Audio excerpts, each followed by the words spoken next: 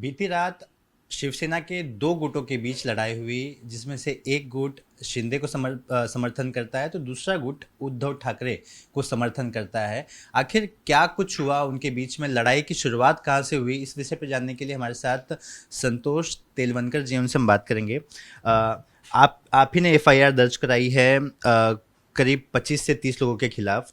क्या हुआ था मामला, आखिर झगड़े की शुरुआत कैसे हुई? झगड़े की शुरुआत हुई गणपति विसर्जन के दिन से ही। हमारा प्रभा जी का राजा गणपति रहता है, उनके विसर्जन रहता है। वो टाइम पे हम लोग नाक्या चौपाटी पे पान पोई लगाते हैं। वो आज मेरे को लगता है 10-12 साल हो गए हम लोग कंटिन्यू उधर लगाते हैं। अब ये साल भी हमने उधर लगाया तो सामने से वो उद्धव गट वाले ने सामने लगा दिया। वो उनको लगाने की ज़रूरत नहीं थी क्योंकि हम पहले ही बोले थे कुछ ना कुछ इधर होने वाला है। तो उन्होंने लगाया तो उधर बैठ के उन लोग ने देखा हमारे पास भीड़ बहुत ज़्यादा आ रही है।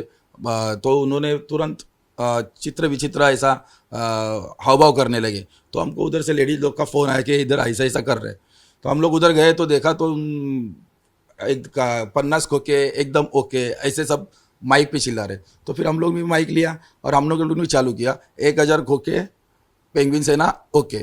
तो इस चीज़ से ऊपर उन लोग को गुस्सा आया और उसका परिवर्तन कल वो लोग रात को आ गए 12:30 से। मेरा रोज़ का रूटीन है, नीचे जाके मैं बिल्डिंग के नीचे खड़ा रहता हूँ। तो वो लोग आए और बोले अभी बोल क्या है। तो वो आए थे 50 जन, मैं था अकेला। लेकिन फिर भी जो होना था वो हो गया। बाद में मेरे लड़के लोग भी आ गए और वो लोग भाग गए। क्या दोनों के बीच में बहुत भयंकर लड़ाई हुई? आखिर आपने ये भी बताया कि वो तलवार चॉपर लेकर आए थे। आखिर कौन लोग थे वो? जैसे अभी हम लोग ने पहले शिवसेना में शिवसेना में अभी शिंदेगढ़ में गए तो हमारे साथ पूरे के पूरे जो निष्ठावंत है, जो पदाधिकारी, वो सब हमारे साथ आ गए। ज्येष्ठ शिव सैनिक भी वो जो थे, वो जो 20 साल पहले, 20 साल इसके पहले 20 साल पहले कभी शाखे में कभी नहीं आए, जो अपक्ष निवडणूक लड़े थे, कांग्रेस में से लड़े थे और गिर गए थे। यानी वो लोग सैनिक नहीं कहते, वो लोग ऐसे उधर गए, वही लोग आ गए। तो क्या कुछ लेकर आए थे आप लोग इस लड़ाई करने के लिए? चॉपर था, तलवार था, बाम्बू था और जो झाड़ का कुंडी रहता वो लेके आए थे। फिर पुलिस को किसने जानकारी दी? पुलिस कैसे आई? थोड़ा जब हमारा इधर धमाल हो गई तभी किसी ने 100 पे कॉल करके पुलिस को बुलाया था। फिर क्या हुआ? नहीं, पुलिस आए तो हम लोग भी जब थोड़ी देर के बाद मेरे भी लड़के लोग आ गए, हम लोग में हाथापाई हो गई। वैसे वो लोग भाग गए और भागे किधर, तो डायरेक्ट पुलिस स्टेशन में भागे हमारे पहले ही। क्या फिर रात को सदा सरवणगंज जी पुलिस स्टेशन आए थे? आरोप लग रहे हैं कि उन्होंने पुलिस स्टेशन में 2 राउंड फायरिंग की है। क्या कुछ हुआ था? आप रात भर वहां थे? हर एक मीडिया पे यही मेरे को सवाल पूछा जा रहा है, लेकिन आपको मैं अभी एक सवाल पूछता हूँ। फायरिंग किस पे की जाती है? शेर पे, बकरी के ऊपर नहीं की जाती है। ये जो बात निकल रही है फायरिंग भी वो सब गलत है। अब ये किसने बात फैलाई हमको ही मालूम नहीं।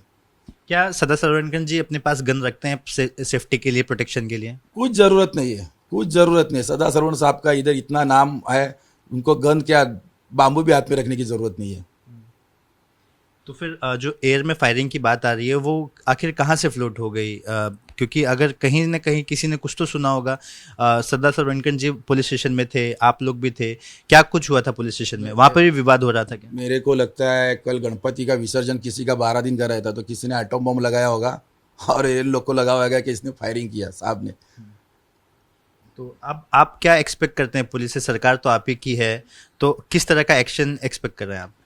एक्शन कुछ नहीं, अभी हमने पुलिस कंप्लेंट की है और हम शिव सैनिक है, बाला साहब ठाकरे के विचार पे चलने वाले ओरिजिनल शिव सैनिक है। तो हमको आगे क्या करना क्या नहीं वो हमको कोई सिखाने की ज़रूरत नहीं। हमको जो करना वो हम करेंगे। आपको नहीं लगता कि ये चीज़ें काफ़ी तनावपूर्ण होती जा रही हैं और इन दो गुटों के बीच के झगड़ों की वजह से आम लोगों को भी दिक्कतें हो रही हैं? अब ये पहला नहीं है, दादर प्रभादेवी में शिवसेना बोले तो पहले से ही राड़ा होता ही है। और हम लोग, मेरे को लगता है मैं गट प्रमुख उपाध्यक्ष अभी शाखा प्रमुख हूँ, राड़ा करते ही आया हूँ इधर तक। तभी वो शाखा प्रमुख, अगर वो राड़ा नहीं करेगा तो वो शाखा प्रमुख किस काम का? तो मेरे को नहीं लगता है। और हम लोग इधर का पब्लिक जो है, आप देखो पूरा विभाग में घूम के दादर से लेके माहिम तक साहब का और समाधान सरवणगढ़ नगर सेवक का इतना काम, आप गली गली में जाएंगे एक एक बैनर लगा हुआ दिखेगा आपको। अगर एक भी गली खाली मिली तो आप जो बोलेंगे हम लोग हारेंगे।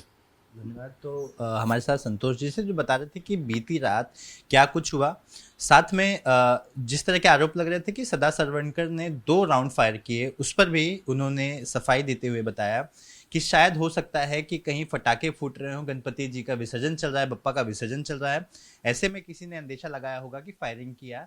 लेकिन सदा सरवणकर जी के पास गन नहीं थी, ऐसे में फायरिंग की जो थियरी है वो सरासर गलत है। कैमरामैन अजीत शिवतरकर के साथ सूरज ओझा, एबीपी न्यूज, मुंबई।